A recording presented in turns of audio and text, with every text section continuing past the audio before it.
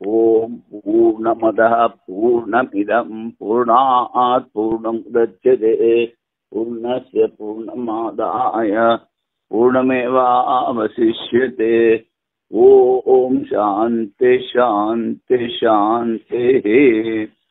శంకరం శంకరాచార్యం కేశవం బాదరాయణం సూత్రభాష్యకృతౌ వందే భగవంతౌ పునః పునః.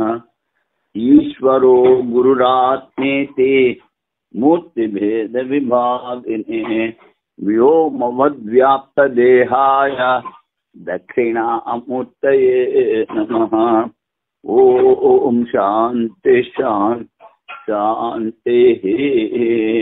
ఇది ఆత్మత్వోపాసనాధికరణము.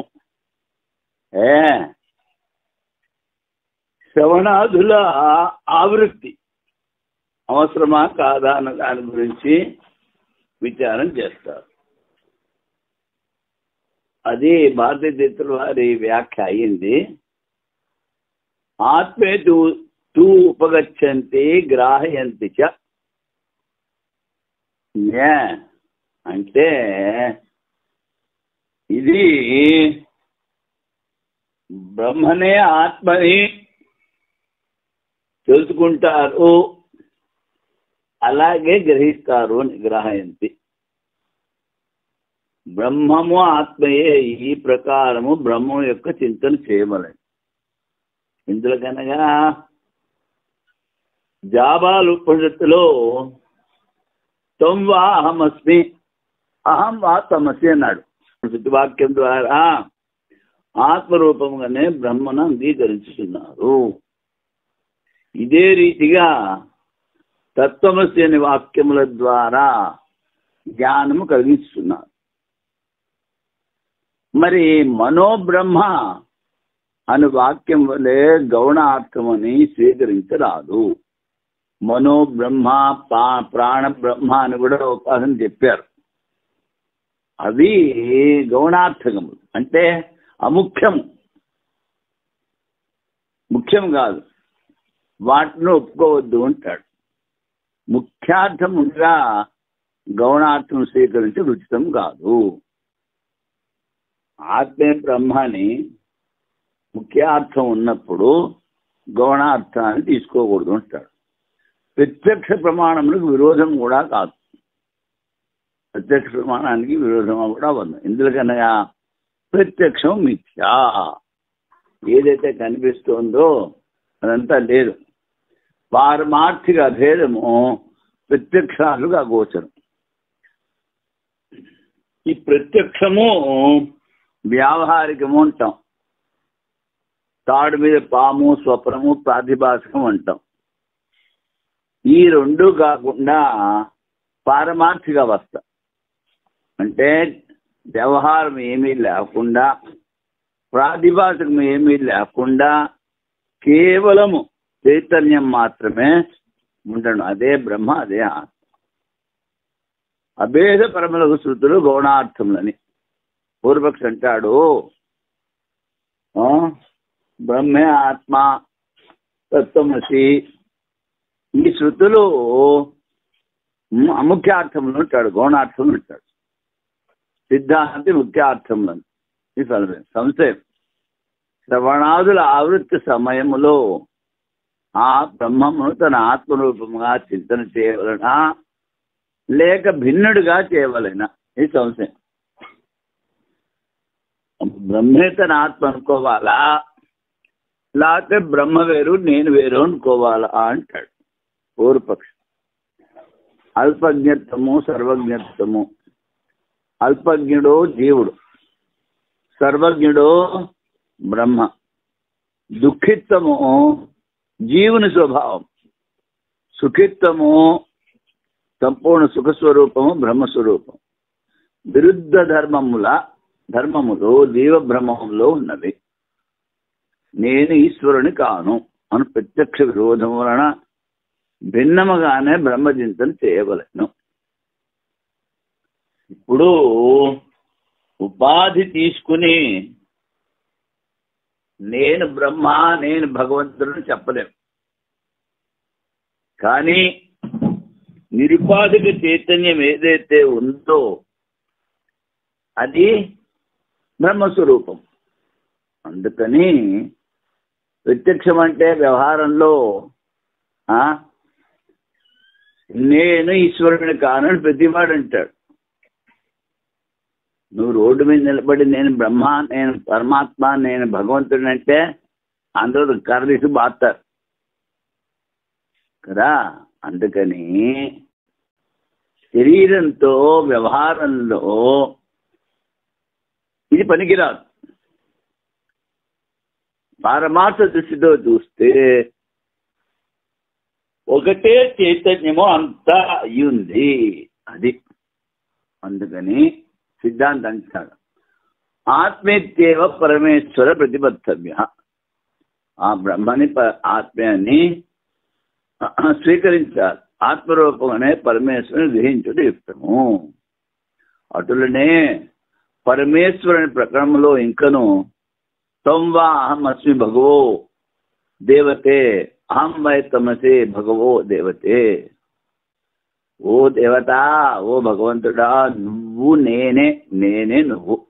అది ఈ ప్రకారము జాబాలు ఆత్మరూపంగానే బ్రహ్మం యొక్క ఉపాసనను స్వీకరించింది.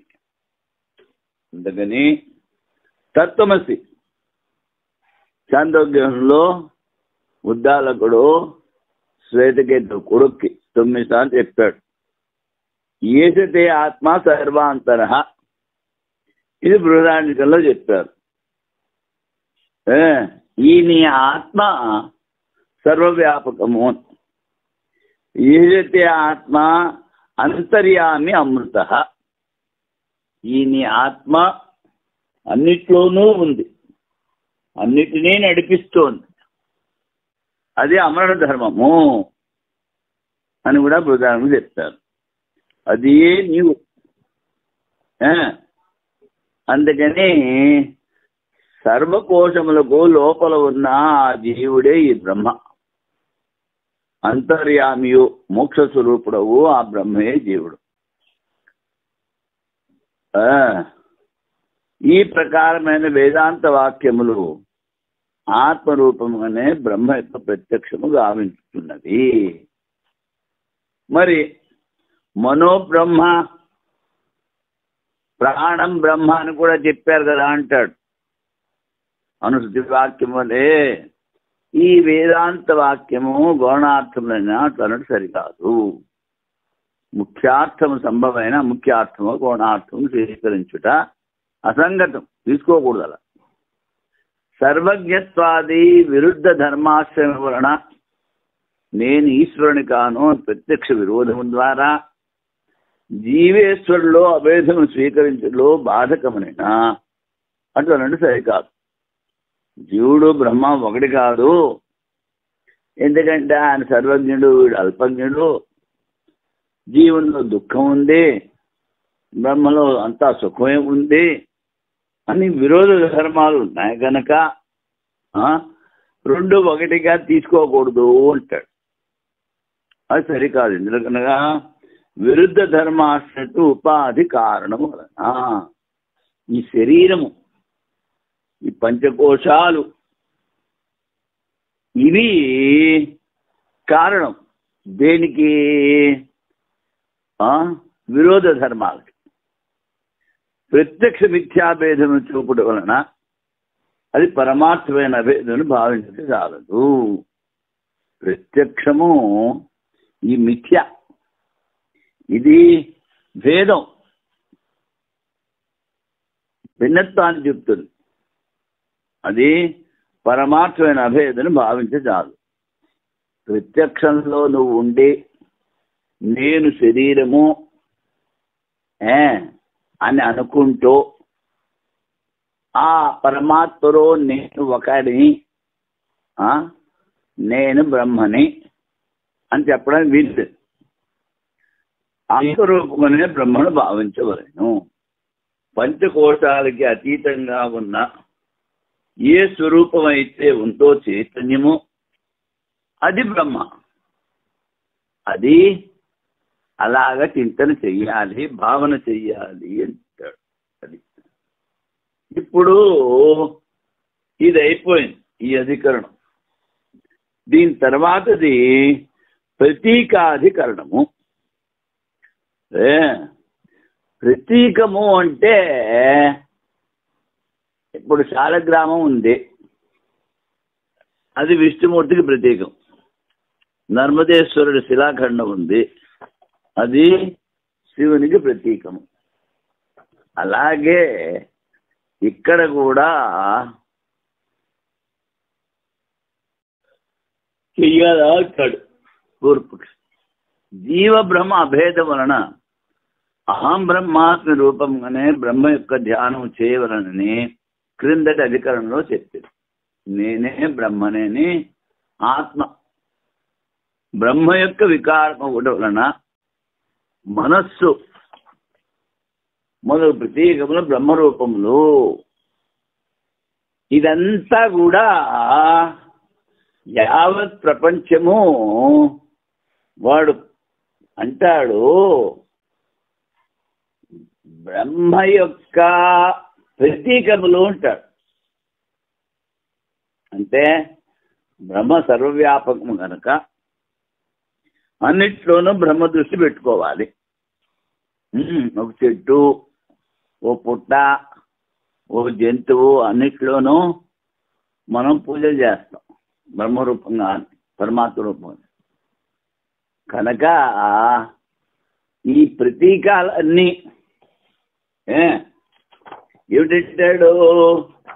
బ్రహ్మ యొక్క వికారము అంటాడు. అది తప్పు. ఎందుకు అంటే ఇప్పుడు ముందు చెప్పాను, కానీ మీకంత గుర్తుండదు. ఏమిటి? తాడు మీద పాము కనిపిస్తుంది.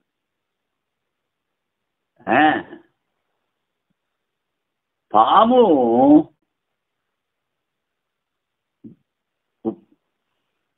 పరిణామి ఉపాదాన కారణము అన్నారు. ఈ పాము ఏమిటి?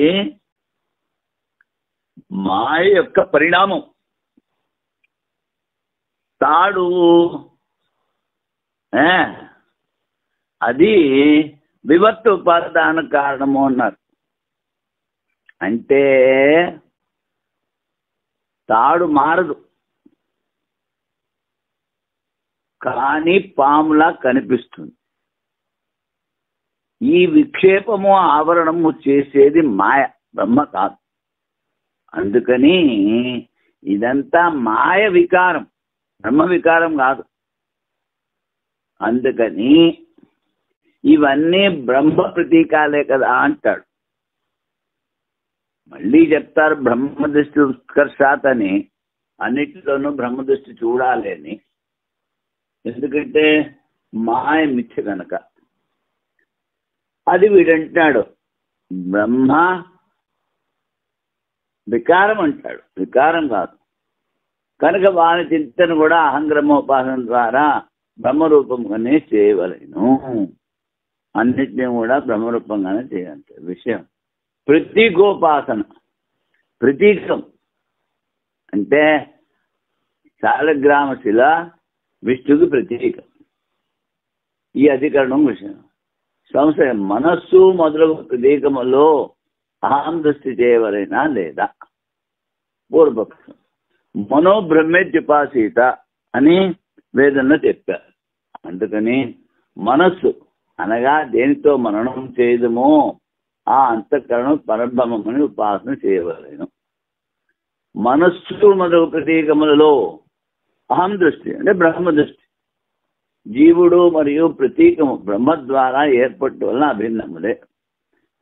జీవుడు వాడు అంటున్నాడు బ్రహ్మ ద్వారా వచ్చాడు. ప్రతీకము మనస్సు ఇలాంటివి అవి కూడా బ్రహ్మ ద్వారా వచ్చాయి అంటాడు. అందుకని ఈ జీవుడు ఆ ప్రతీకము అభిన్నము ఉంటాడు. అప్పుడు సిద్ధాంతం బ్రహ్మము మరియు ఆత్మలో అభేద దర్శనము కలిగినచో ప్రతీకంలో ప్రతీకత్వము, ఉపాసనలో ఉపాసకత్వం సమాప్తమగును. ఆత్మే బ్రహ్మ అని ఉపాసన చేసేటప్పుడు ఈ ప్రతీకంలో ప్రతీకత్వము, ఉపాసనలో ఉపాసకత్వము ఉండదు నాయన అంటాడు. బ్రహ్మ దృష్టికి ముందు జీవునిలో మరియు ప్రత్యేకములో భేదం ఉండటం వలన దృష్టి యోగ్యతే దానిలో లేదు. ఇప్పుడు అంతా బ్రహ్మ అన్నాం, ఆత్మే బ్రహ్మ అన్నాం. ఈ జ్ఞానానికి ముందు జీవునిలో మరియు ప్రత్యేకములో భేదం ఉంది అంటాడు. జీవుడు వేరు, ప్రత్యేకం వేరు ఉండటం వలన అహం దృష్టి యోగ్యతే దానిలో లేదు. ఇదే ఆత్మ, ఇదే బ్రహ్మని చింతన చేసే యోగ్యత లేదు. ప్రతీకంలో అహంభావం చేయరాదు.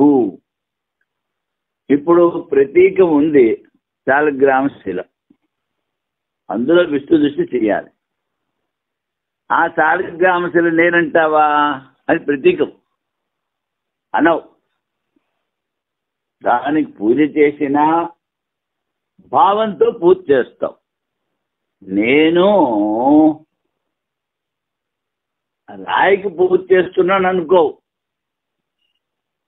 ఆ రాయిలో విష్ణు భావన చేసి విష్ణు దృష్టి పెట్టుకుని పూజ చేస్తాం. కానీ ఈ ఆత్మ బ్రహ్మ అని తెలుసుకున్నప్పుడు నీలో జీవత్వం ఉండదు, ప్రత్యేకంలో ప్రతీకత్వం ఉండదు, ఉపాసన ఉండదు అని చెప్తాడు. అది ప్రతీకే అహం దృష్టిరస్తి నవా బ్రహ్మ విభేదత జీవ ప్రతీకయో బ్రహ్మ ద్వారా అహం దృష్టి దృశ్యతే. ప్రతీకంలో అహం దృష్టి ఉందా లేదా? వాడంటాడు ఇవన్నీ కూడా బ్రహ్మ కన్నా భిన్నము, అందుకని ప్రతీకంలో బ్రహ్మ దృష్టి ఉంది అంటాడు పూర్వపక్షి. దానికి కారణం చెప్తున్నాడు. జీవ ప్రతీకయో బ్రహ్మ ద్వారా అహం దృష్టి దృశ్యతే. జీవుడు ప్రతీకం కూడా ఆ బ్రహ్మ ద్వారానే ఏర్పడ్డాయి, అందుకని వాటిల్లో కూడా ఆ దృష్టి చెయ్యాలి అంటాడు ఎవడో పూర్వపక్షి. అప్పుడు సిద్ధాంతం అంటాడు ప్రతీకత్వోపాసకత్వ హాని బ్రహ్మైక్ష వీక్షణే అవీక్షణేతో భిన్నత్వ నాస్త్యహం దృష్టి యోగ్యత. ఈ ఆత్మే బ్రహ్మమని తెలుసుకున్నప్పుడు ప్రతీకంలో ప్రతీకత్వం ఉండదు, ఉపాసకంలో ఉపాసకత్వం ఉండదు. మరి అలాగా ఆత్మ బ్రహ్మ అని చూడలేదు ఉన్నాం అనుకో, అప్పుడు ప్రతీకం వేరు కనుక భిన్నత్వాత్ నాస్త్యహం దృష్టి యోగ్యత. ప్రతీకం శిలాఖండాన్ని నేను అనుకో, అందుకనే అందులో అహం దృష్టి యోగ్యత లేదు నాయన అంటాడు. ప్రతీకంలో అహం దృష్టి ఉన్నదా లేదా?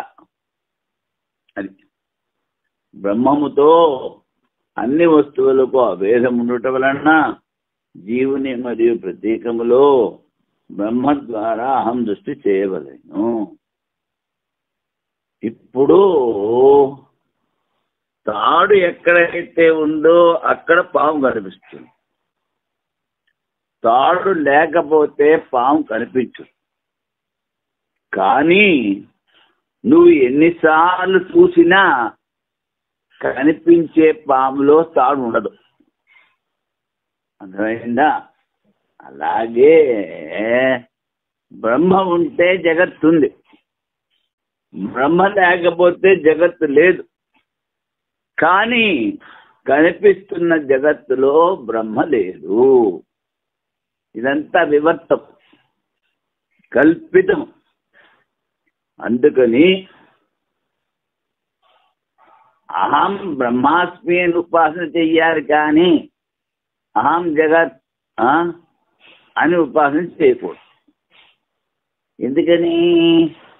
ఈ జగత్తు నీ మనస్సు ద్వారా కల్పింపబడింది. మనస్సులో కావాలనుకుంటే దాన్ని స్వీకరిస్తావు, మనస్సులో వద్దంటే దాన్ని స్వీకరించే ఉన్న వస్తువుని. అందుకని మనస్సు ద్వారా ఏర్పడిన ఈ జగత్తు అది బ్రహ్మ కన్నా భిన్నం. కానీ అందులో బ్రహ్మత్వం లేదు. నువ్వు బ్రహ్మాన్ని ఉపాసన చేసుకో, ఏం పర్వాలేదు. మనో బ్రహ్మాన్ని ఉపాసన చేసుకో, దాని ఫలితం విడిగా ఉంటుంది. కానీ దాని ద్వారా మోక్షం రాదు. నువ్వు వాడు చెప్పినట్టు అంతా బ్రహ్మ సృష్టి, అందుకని అంతా బ్రహ్మమే. మరి అంతా బ్రహ్మమే అని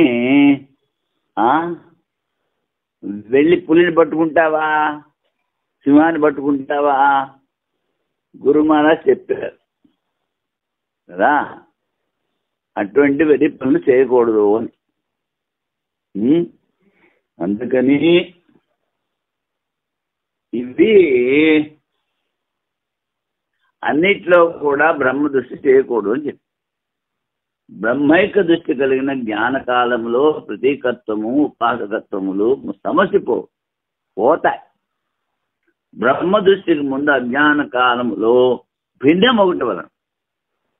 ఇవి ఉపాసన భిన్నము, ప్రత్యేకము భిన్నం కనుక ప్రతీకాన్ని నేను అనకూడదు. ప్రతీకంలో బ్రహ్మ దృష్టి, ప్రతీకంలో అది నికృష్టం. శిలాఖండము లేకపోతే కర్రతో చేసిన విగ్రహము, లేకపోతే శాలిగ్రామము. అదేమిటి? నికృష్టం, చాలా చిన్నది. అందులో ఉత్కృష్టమైన దృష్టి పెట్టుకోవాలి. ఇదే విష్ణువు, ఇదే శివుడు అని దృష్టి పెట్టుకుని భావన చేస్తూ పూజ చెయ్యి. అది ఇప్పుడు దీనికి భారతీయ తీర్థుల వారి వ్యాఖ్య. మనో బ్రహ్మేత్యుపాసీత ఆదిత్యో బ్రహ్మేత్యుపదేశ.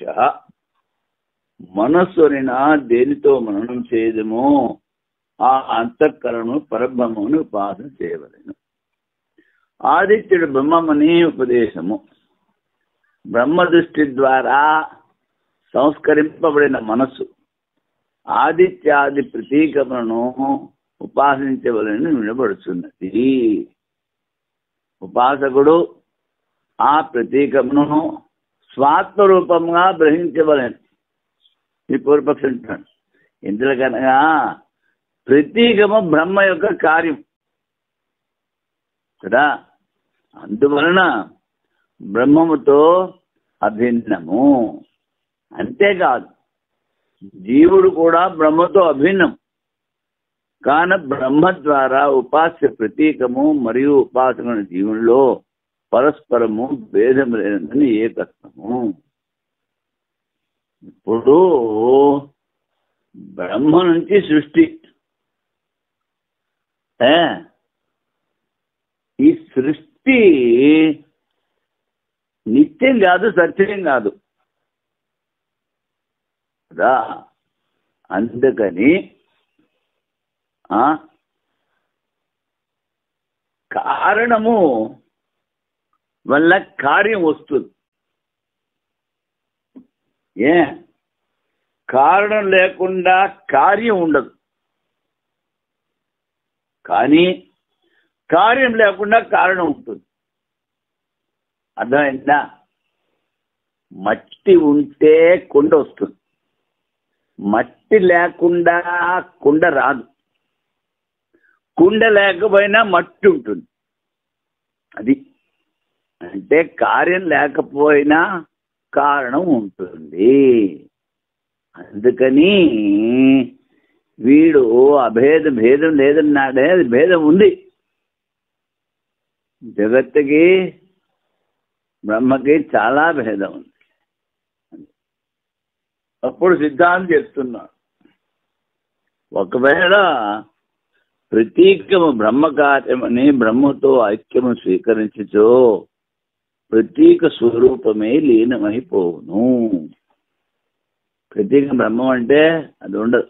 ఇంద్రగణంగా లోకములో కుండ మట్టితో ఏకత్వం పొందిన దాని లయం చూడబడుతున్నది.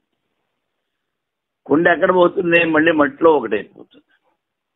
జీవుని బ్రహ్మంతో ఐక్యం చూసిన జీవత్వం నశించుటే గాక ఉపాసకత్వం కూడా నశించును.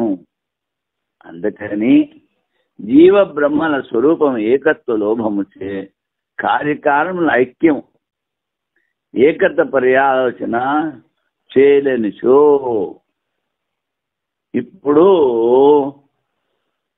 అప్పుడు ఆవు గేదెలలే అత్యంత భిన్నమైన ప్రతీకము ఉపాసనలో ఏకత్వ యోగ్యతయే లేదు.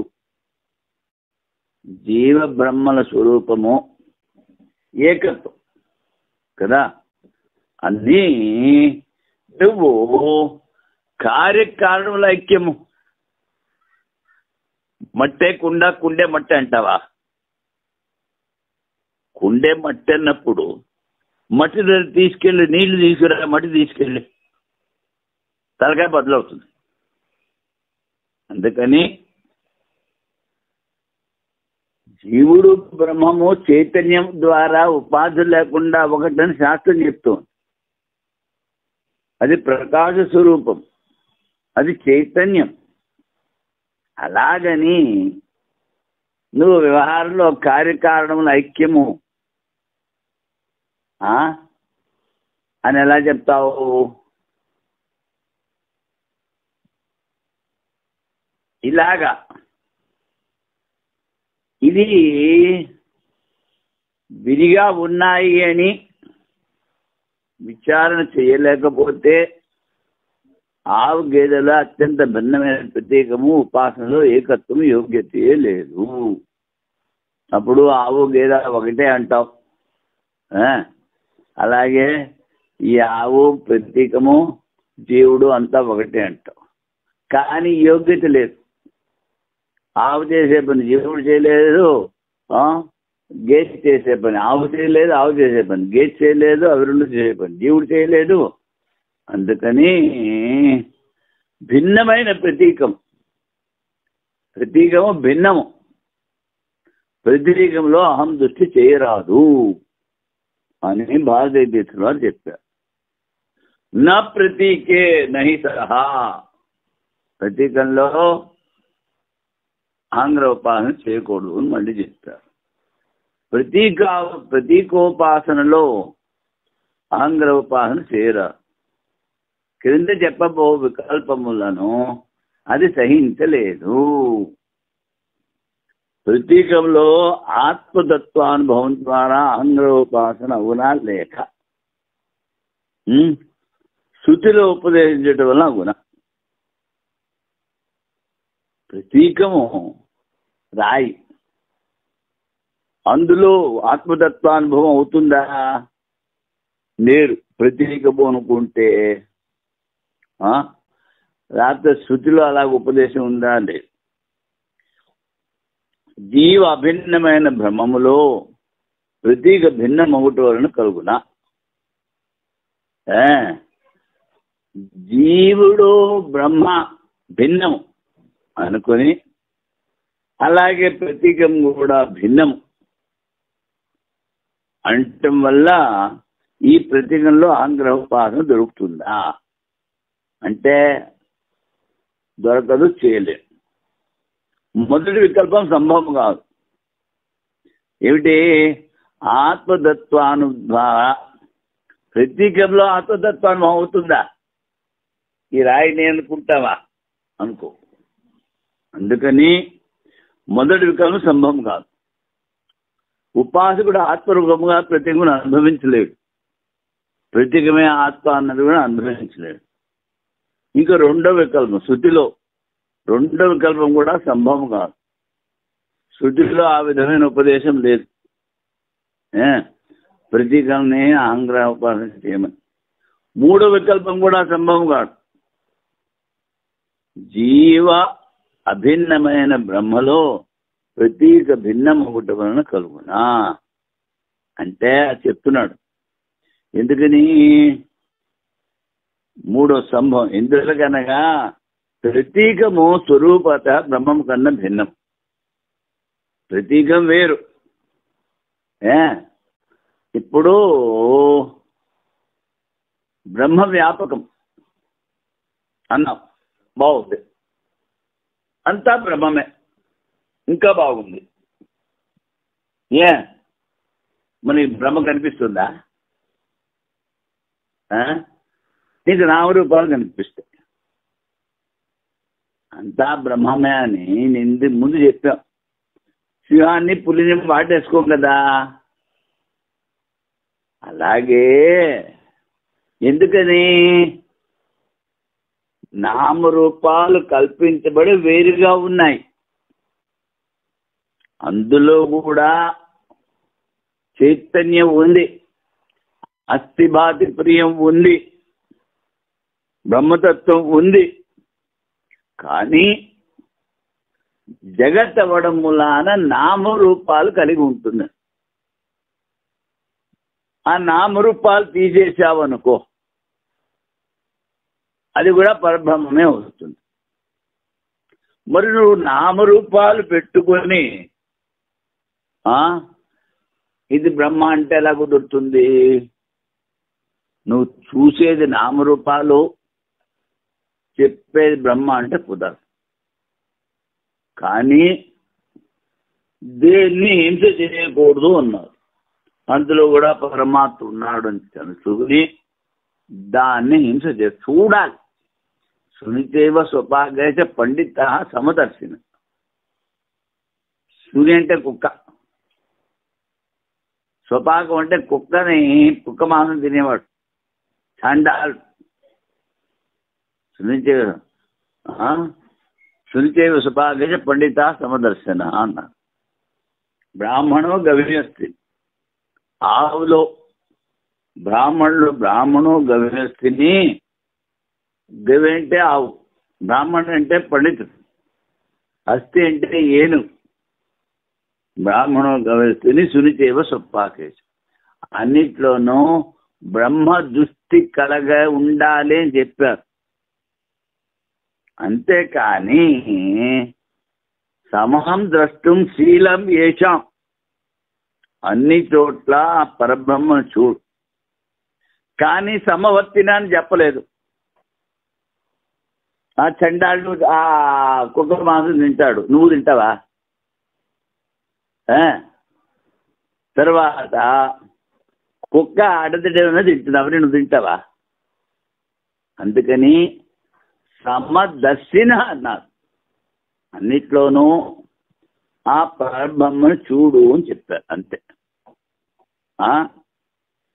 అది అందుకని మూడో వికల్పం కూడా సంభవం కాదు. మనోబ్రహ్మే తిపాసీత, మనస్సు అని దేనితో మననం చేయదుమో ఆ అంతఃకరణమును పరబ్రహ్మముని ఉపాసన చేయవలేను. అది ఆదిత్య బ్రహ్మేత్యాదేశ మొదలు శృతులు ప్రతీకోపాసనలో ప్రతీకంలో అహం దృష్టి చేయవలేనా లేదా? పూర్వపక్షం అహం దృష్టి చేయవచ్చు అని చెప్పు. అప్పుడు సిద్ధాంతం అంటున్నాడు ప్రతీకములో ఆంగ్రహోపాసన చేయరాదు. ఎందుకు? ప్రతీకములలో ఆత్మానుభవం లేదు. ఉపాసకుడు ప్రతీకమును ఆత్మరూపంగా నిశ్చయించుకొని లేడు. ఎందుకనగా ఆ ప్రకారమైన శృతి లేదు. ప్రతీకము బ్రహ్మ వికారం ఒకటి వలన దానిలో బ్రహ్మత్వం కలదు, మరియు బ్రహ్మం అందరి ఆత్మ కదా. అందువలన జీవుని కన్నా అభిన్నము బ్రహ్మము. ఆ బ్రహ్మంతో ప్రతీకము అభిన్నం ఒకటి వలన అందులో ఆత్మతత్వం ఉన్నది కదా, ఆత్మతత్వం ఉన్నది కదా అని అట్లా సరికాదు. అట్లున్నట సరికాదు. ఎందుకనగా వికారమును బ్రహ్మరూపంగా గ్రహించో వికారం నశించు. ఇప్పుడు ఈ దేనికైతే నువ్వు నామరూపాలు ఉన్నాయంటున్నావో అది అస్థి భాతి ప్రియం కాకుండా జాయతే వర్ధతే ప్రవణతే నశ్యతి అది నశిస్తుంది.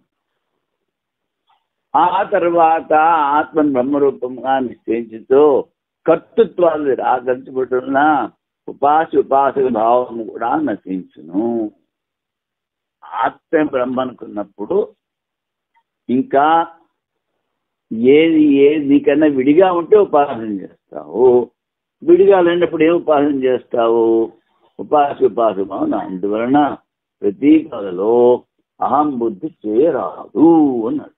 అది ఇప్పుడు బ్రహ్మ దృష్టి అధికరణం ముందు చెప్పాను కదా, అదే బ్రహ్మ దృష్టి ఉత్కర్షాత్ అని చెప్తారు. అదే ప్రతీకోపాసనలోనే మరికొన్ని విషయములు విచారం చేయు అభీష్టం ఉన్నది. ఏక విషయత్వ సంగతి, రెండింటికి సంగతి ఒకటే విషయం. ఈ అధికరణంలో పూర్వం చెప్పిన ప్రతీకోపాసనపై విచారం చేయబడింది. సంశయం, బ్రహ్మములో ప్రతీక దృష్టి చేయవలైనా ప్రతీకంలో బ్రహ్మ దృష్టి చేయవలన?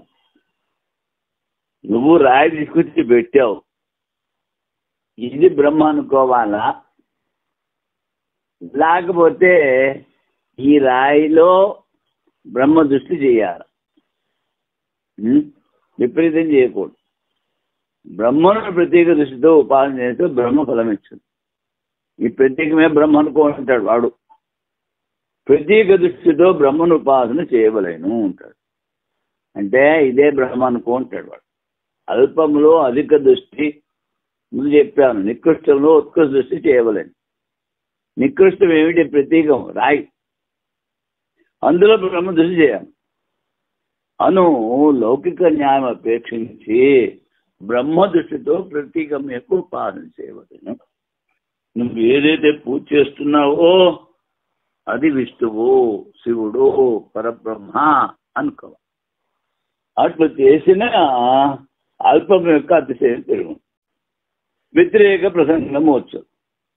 అతిథి మొదలగు వారిలో బ్రహ్మ దృష్టి గావించిన బ్రహ్మ ఫలమునిచ్చును.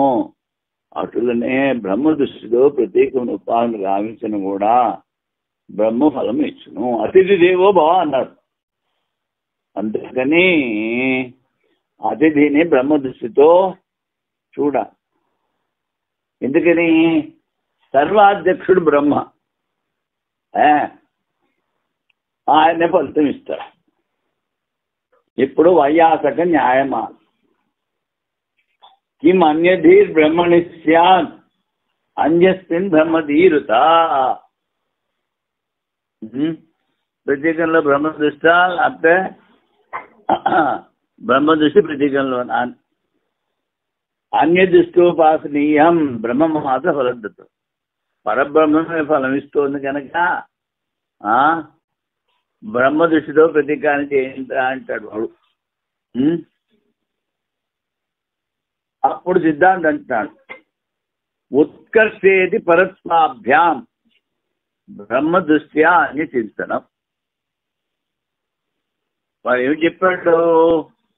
నికృష్టంలో ఉత్కర్ష దృష్టి పెట్టుకోమన్నాడు. అందుకని బ్రహ్మ దృష్టి ఉత్కర్షాత్, ప్రతీకాన్ని బ్రహ్మ అనుకుని ఉపాసన చేయాలైనా అప్పుడే. అన్యోపాస్య ఫలం దత్తే బ్రహ్మాస్తివత్. అన్యోపాస్య ఫలం దత్తే బ్రహ్మాస్తిత్యాదుపాస్తివత్. అతిథి బ్రహ్మ అనుకుని ఉపాసన చేస్తే నీకు ఫలితం ఎక్కువ వస్తుంది. అలాగే ఈ ప్రతీకలో బ్రహ్మ దృష్టి చేస్తే నీకు ఫలితం ఇస్తుంది. అంతా ఫలితం ఇచ్చేది బ్రహ్మే కనుక. సంశయం, బ్రహ్మములో అన్యమైన ఆదిత్యాదుల యొక్క బుద్ధి చేయవలైన, అన్య వస్తువులైన ఆదిత్యాదుల్లో బ్రహ్మ బుద్ధి చేయవలైన. ఆదిత్యుని బ్రహ్మ అనుకోవాలా, లేకపోతే ఆదిత్యుల్లో బ్రహ్మ దృష్టి చేయాలా? అది బ్రహ్మములో అన్యమైన ఆదిత్యాలు బుద్ధి చేయవలేను. అందుకని వీడు ఆదిత్యనే బ్రహ్మ అనుకుంటాడు. బ్రహ్మమే కదా సిద్ధాంతం. అల్పం యొక్క అతిశయము వలన ఇప్పుడు సూర్యచంద్రులు ఆ విరాట్ స్వరూపానికి కన్నులు. అంటే మొత్తం శరీరంలో కన్ను ఎంత చిన్నది? కన్ను శరీరం అంటావా మనం? కానీ కన్నుని శరీర దృష్టితో తెలుసుకోవచ్చు. కన్ను కూడా శరీరాందే అని తెలుసుకోవచ్చు అంతే. కానీ కన్నే శరీరం అని లేవు. తరంగంలో సముద్ర దృష్టి చేయలేము. ఎందుకని? తరంగం వేరు, సముద్రం వేరు. కానీ సముద్రానికి తరంగము అని తెలుసుకోవచ్చు. అదేవిధంగా సూర్యుడు, చంద్రుడు ప్రతీకాలు. అందుకని అందులో బ్రహ్మదృష్టి చేయాలి, కానీ బ్రహ్మదృష్టి ప్రతీకంలో చేయకూడదు.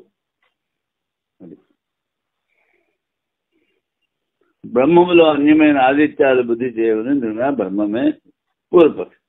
అల్పం యొక్క అతిశయము వలన శృతిలో బ్రహ్మశబ్దం తర్వాత ఇది బ్రహ్మేత్యుపాసీత అని శబ్దం ఉండటం వలన అన్య వస్తువులైన ఆదిత్యాల్లో బ్రహ్మ దృష్టి చింతన చేయవలేను. ఎందుకని? అతిథి మొదలగు వారిలో బ్రహ్మ దృష్టి చేసిన కూడా బ్రహ్మమే ఫలం ఇచ్చును. ఇప్పుడు దీనికి భారతీయులుగా వ్యాఖ్యానం. బ్రహ్మస్వరూపం కానీ ప్రతీకమైన మనస్సును బ్రహ్మమును ఉపాసన చేయవలేను. మనస్సు బ్రహ్మ కాదు, కానీ అది ప్రతీకం అనుకొని మనస్సే బ్రహ్మ అని ఉపాసన చెయ్యాలి అంటాడు పూర్వపక్షి. ఎందుకంటే ఫలం ఇచ్చేది బ్రహ్మ కదా సిద్ధాంతం.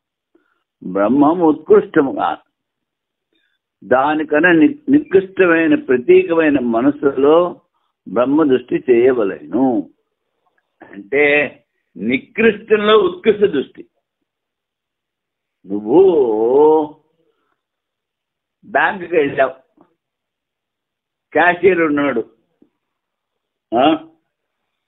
వెళ్ళి క్యాషియర్ని తిట్టావు అనుకో, ఎరా నీకు జీతం ఇస్తుంది గవర్నమెంట్, నువ్వు ఒక సేవకుడు చేసే పని కూడా చేయట్లేదు అని వాడిని నికృష్టంగా చూసావు అనుకో, వాడు నీ చేసే పని కూడా ఆపేస్తాడు. కానీ వాడిని నువ్వు పొగిడావు అనుకో, ఆహా నువ్వెంత బాగా పనిచేస్తున్నావు, ఇంకేమిటి 2 నెలల్లో నీకు పొజిషన్ పెరిగిపోతుంది, నిన్నే మేనేజర్ చేసేస్తారా అలా అనుకుంటాను అన్నావు అనుకో, వెంటనే ఇప్పుడు పని చేసేస్తాడు. అంటే ఏమిటి? నికృష్టంలో ఉత్కృష్ట దృష్టి. అంతేకాని ఉత్కృష్టంలో నికృష్ట దృష్టి చెయ్యకూడదు. అలా తెలుసుకోండి. నికృష్టమైన కార్యకర్త అయిన మంత్రిలో అదే చెప్తున్నారు, రాజబుద్ధి చేసిన రాజు వలె సత్కారం లభించును. అది మనోబ్రహ్మేతి మనస్సునైనా దేనితో మరణం చేయడమో ఆ అంతఃకరణము పరబ్రహ్మముని ఉపాసన చేయవలెను. బ్రహ్మశబ్దం తర్వాత ఇది మనోబ్రహ్మేతి అని ఉంది కనుక శబ్దం ఉండడం మొదట ఉన్న ముఖ్యమైన ప్రతీకమైన మనస్సును బ్రహ్మమని ఉపాసన చేయవలెను. తాను చౌరైతి ప్రత్యేతి అంటే కొమ్మలు లేని చెట్టు యొక్క మోడును దొంగగా భావించినాడు. ముఖ్యార్థము చెప్పున్నది స్థాను శబ్దం. స్థాను ఇది, స్థానం చోరైతి. దొంగ శబ్దము దృష్టికి లక్షణం, అట్లనే ప్రకృతంలో తెలుసుకొనవలేను. ఇప్పుడు స్థాణుం చౌర ఇది ప్రత్యేతి, ఆ మూడుని వాడు దొంగ అనుకున్నాడు. ఇప్పుడు ఇతి ఆ దొంగ తర్వాత ఉంది. అంటే ఏమిటి?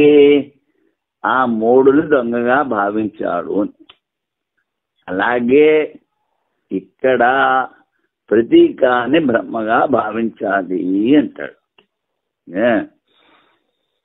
ఆ బ్రహ్మస్వరూపమైన మనస్సును ఉపాస్యమని భావించో బ్రహ్మము ఫలదాత కాడు అనినా అట్లాంటి యుక్తం కాదు. ఎందుకనగా ఆ బ్రహ్మస్వరూపమైన అతిథిని ఉపాసన గావించను ఈశ్వరుడు కర్మాధ్యక్షుడుగాన ఆయనే ఫలదాత. ఇప్పుడు మనసుని బ్రహ్మానుపాసన చేస్తే మనసు నికృష్టం, బ్రహ్మ ఉత్కృష్టం. కానీ ఫలదాత ఈశ్వరుడే కనుక అతిథి దేవో భవ, అతిథిని దేవతగా ఉపాసన చేస్తే నీకు ఫలితం ఎక్కువ వస్తుంది. అలాగే ప్రకృతంలో కూడా తెలుసుకో, అబ్రహ్మమైన ప్రత్యేకంలో బ్రహ్మబుద్ధి చేయవలేను. ప్రతీకం బ్రహ్మ కాదు, ప్రతీకము రాయి రప్ప జడం, బ్రహ్మ చైతన్యం. అందుకని జడంలో చైతన్య దృష్టి పెట్టుకోవాలరా బాబు. అదే సూత్రం చెప్పారు. బ్రహ్మ దృష్టి ఉత్కర్షాత్ ముందు కూడా చెప్తాను. ప్రతీకంలో బ్రహ్మ దృష్టి చేయవలేను. ఎందుకనగా బ్రహ్మ ఉత్కృష్టం, శ్రేష్టం. నికృష్టములో అధములో ఉత్కృష్ట చేసినతో అధమైన ప్రతీకమును శ్రేష్టత కలుగును. ఏ విధంగా మంత్రిలో రాజబుద్ధి గావించిన మంత్రి యొక్క శ్రేష్టత అధికమవు. ఉత్కృష్ట బుద్ధి నికృష్టే కార్య, నికృష్టంలో ఉత్కృష్ట బుద్ధి చేయాలి. వీడంటాడు నికృష్టంలో ఉత్కృష్ట బుద్ధి చేయాలి అంటాడు పూర్వపక్షి. నికృష్టంలో చేయవలను అని లౌకిక న్యాయం యొక్క అపేక్ష లేదని. నువ్వేమిటన్నావు? చిన్న దాంట్లో పెద్ద దృష్టి పెట్టుకోమన్నావు. అలాగేమీ న్యాయం లేదు అంటాడు పూర్వపక్షి. అప్పుడు దాని అపేక్ష ఉందిరా. అప్పుడు పూర్వపక్షి ఆదిత్యాది ప్రతీకం దృష్టి బ్రహ్మలో చేయవలనా లేక ప్రతీకంలో బ్రహ్మ దృష్టి చేయవలనా? సందేహంలో బ్రహ్మ దృష్టి ప్రతీకంలో చేయవలే. ఈ ఏ నువ్వు సారిద్దాం అనుకున్నా అదే బ్రహ్మం అనుకో ఉంటాడు.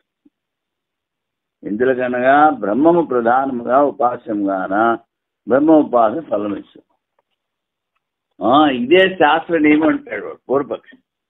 అప్పుడు సిద్ధాంతం ఆదిత్యాది ప్రతీకములలో బ్రహ్మ దృష్టి చేయవలే, విపరీతంగా చేయరాదు. ఆదిత్యుడిని బ్రహ్మ అనుకో, బ్రహ్మ ఆదిత్యుడు అనుకోదు. ఎందుకన్నా నికృష్టంలో ఉత్కృష్ట గావించిన తక్కువది ఏమిటి? సూర్యుడు. ఆ విరాట్ పురుషుడు బ్రహ్మ, మొత్తం అంతా శరీరం, అది కన్ను మాత్రం. సూర్యుడు నికృష్టమైన ప్రతీకమునకు అతిశయం కలను. నికృష్టంలో ఉత్కృష్ట దృష్టి యొక్క అధ్యాసము చేయవలేను. అంటే ఏదైతే చిన్నదో దానిలో పెద్ద దృష్టి, శాలగ్రామాన్ని విష్ణువు అనుకుని లౌకిక న్యాయం కూడా అనుసరించలేదు. ఏ విధముగా మంత్రిలో రాజదృష్టి చేయుటచే ఈ లౌకిక న్యాయం అనుసరించట యోగ్యం. నీకు రాజకీయాల్లో సత్కారం చేస్తాడు వాడు. నేనే రాజు అయిపోయాను. విపరీతంగా విరుద్ధ ప్రసంగం. ఆ మంత్రి నువ్వు పడు దిక్కావు అనుకో, ఎలా స్థిర నాయకుడు చేసే పని కూడా చేయట్లేదంటే వాడు నీ పని చేసేవి నన్ను పమ్మనమంటాడు. అక్కడి నుంచి బ్రహ్మలోనే ఉపాసత్వం ప్రధానంగా సిద్ధముగాన దానిలోనూ ప్రత్యేక దృష్టి చేయవలను కదా అంటాడు. అందువలన సరికాదు. ఫలమునకై బ్రహ్మోపాసనే ఆదరణీయమైనా అది సరికాదు. చెప్పిన న్యాయం ద్వారా ఆదిత్యాదులను ఉపాసన స్వీకరించినను సర్వాధ్యక్ష రూపంగా అన్న బ్రహ్మలోనే ఫలదాత్వం స్వీకరించిన విరోధం లేదు. అందుకని ప్రతీకములో బ్రహ్మదృష్టి చేయాలి అంటారు. ఓం పూర్ణమద పూర్ణమిదం పూర్ణాత్ పూర్ణముదచ్యతే పూర్ణస్య పూర్ణమాదాయ పూర్ణమేవావశిష్యతే. ఓం శాంతి శాంతి. శంకరం శంకరాచార్యం కేశవం బాదరాయణం సూత్రభాష్యకృతౌ వందే భగవంతౌ పునః పునః. ఈశ్వరో గురురాత్మేతి మూర్తిభేద విభాగినే వ్యోమవద్వ్యాప్త దేహాయ దక్షిణామూర్తయే నమః. ఓం శాంతి.